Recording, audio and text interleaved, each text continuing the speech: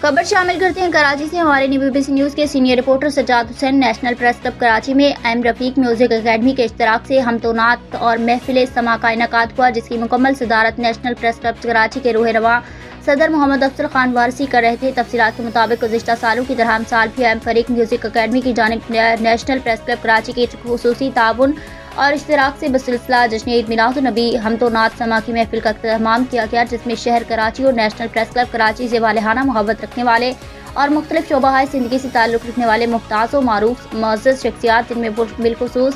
صحافیوں کی ایک بڑی تعداد نے بھرپور شرکت کی، جس میں نمایاں طور پر Mansoor Khokhar, Qasim Patel, focal person federal minister Azfar Siddiqui, world snooker champion Muhammad Yousuf, شہر کی سیاسی اور سماجی شخصیت سلطان محمود تاجوانی، بزنس مین بخت خان صاحبزادہ، انور پاکستانی،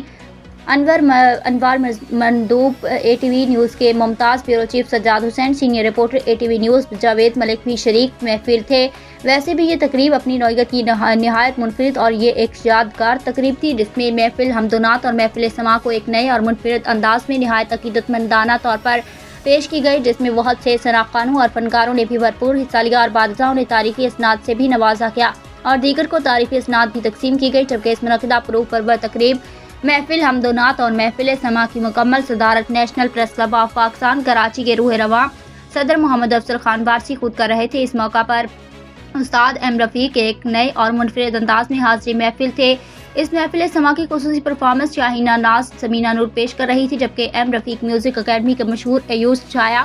حسیب احمد چاچا رفیق، صداقت علی محفل کی جان بھی موجود تھے۔ عمران شاہ، ملک فیاض اوان، سعید عالم نے بھی اپنی خصوصی آمد کو ممکن بنایا۔